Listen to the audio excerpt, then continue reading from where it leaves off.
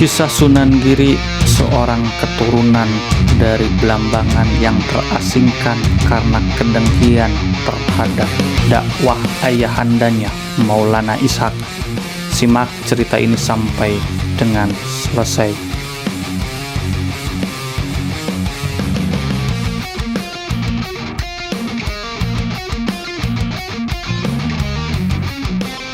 Sunan Giri menjadi salah satu wali Songo yang menyebarkan agama Islam tak hanya di Pulau Jawa, tapi juga hingga sampai ke Lombok, Kalimantan, Sulawesi, Maluku, dan Papua.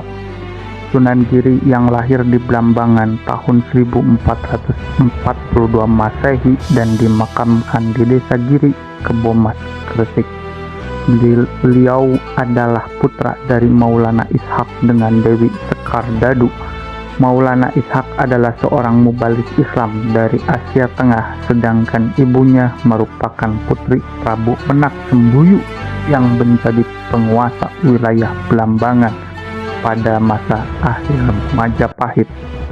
Meski masa kecilnya bisa dikatakan tidak seperti anak kebanyakan, Sunan Giri berhasil mempelajari Islam dan bisa berdakwah hingga ke seluruh pelosok Nusantara. Jika melihat dari silsilahnya, Sunan Giri merupakan keturunan raja dari pihak ibu.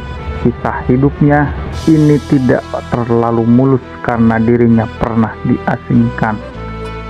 Pernikahan antara ayah dan ibunya ini tidak disukai banyak pihak, terutama para patih yang ingin menyunting ibu dari Sunan Giri. Hal ini mengakibatkan pada saat beliau lahir, para patih memasukkan bayi tersebut ke dalam peti dan menghanyutkannya di laut. Ada versi lainnya yang menceritakan kalau Maulana Ishaq yang merupakan ayah Sunan Giri mengajak mertuanya untuk masuk Islam. Namun berhubung Prabu Menak Sembuyu tetap bersikukuh pada kepercayaannya sendiri, hal tersebut membuatnya marah dan mengusir Maulana Ishaq dari kerajaan. Tepat di saat itu, Dewi Sekar Dadu sedang hamil tua dan pada akhirnya ia meninggal saat melahirkan Sunan Giri.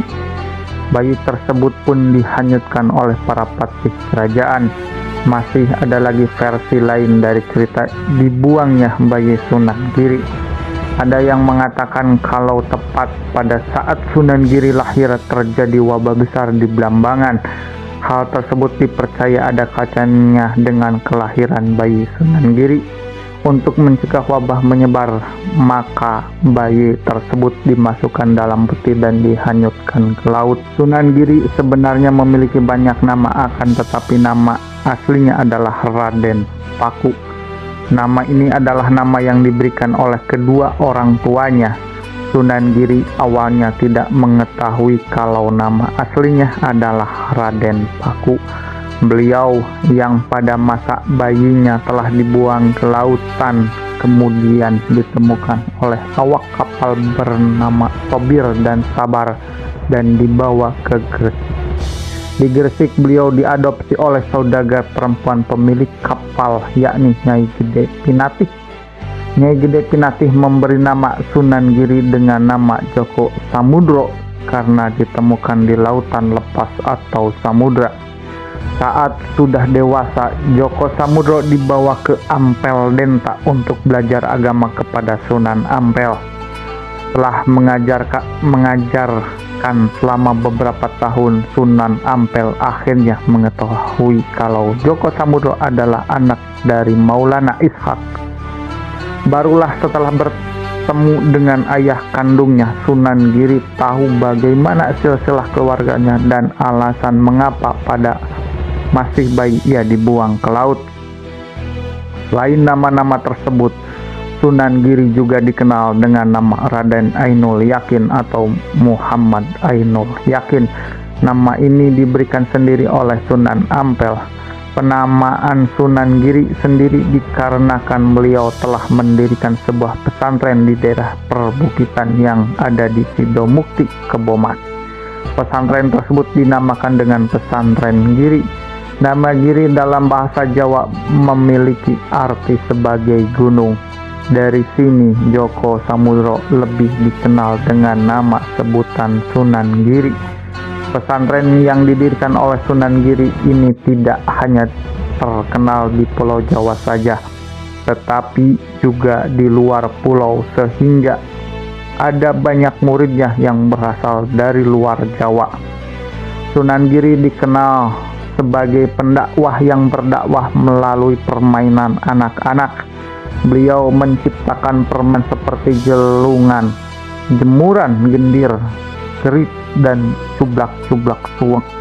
Permainan anak-anak ini menjadi sangat populer sebagai permainan tradisional dari Jawa dan keberadaannya hingga sekarang masih bisa dimainkan. Jika diperhatikan lebih dalam, semua permainan anak-anak yang dibuat oleh Sunan Giri selalu ada nyanyiannya. Dengan menambahkan nyanyian pada permainan anak-anak, maka permainan tersebut akan terasa lebih menyenangkan. Salah satu permainan anak yang ada nyanyiannya adalah cublak-cublak suweng. Di dalamnya terdapat lirik yang mengandung makna, janganlah menuruti hawa nafsu, karena semuanya nanti akan kembali lagi ke hati nurani yang bersih. Dengan hati nurani yang bersih, maka kita bisa menemukan kebahagiaan dan tidak tersesat hingga lupa akan akhirat. Selain melalui permainan anak-anak, Sunan Giri berdakwah dengan seni. Seni yang digunakan dalam berdakwah adalah wayang hingga tembang-tembang Jawa. Jadi ketika memainkan wayang, Sunan Giri akan menyisipkan ajaran-ajaran Islam di dalamnya, sehingga masyarakat setempat bisa belajar agama Islam dengan cara yang lebih menyenangkan. Sunan Giri menciptakan gending atau lagu instrumental Jawa seperti Asmarandana dan Pucung. Pendekatan lewat jalur seni ini sangat berguna, sehingga di masa itu banyak masyarakat Jawa yang mulai memeluk agama Islam. Pesantren Giri yang dijalankan oleh Sunan Giri ini semakin besar hingga pengaruhnya menjadi sebuah kerajaan yang bernama Kerajaan Giri Kedaton. Kerajaan ini didirikan di Gresik pada tahun 1487. Sunan Giri yang memimpin kerajaan tersebut kemudian memiliki gelar sebagai Prabu Satmata. Kelihayan Sunan Giri dalam berdiplomasi menjadikan kerajaan Giri berjaya selama beberapa generasi hingga akhirnya ditaklukkan oleh Sultan Agung dari Kerajaan Mataram pada abad ke-16.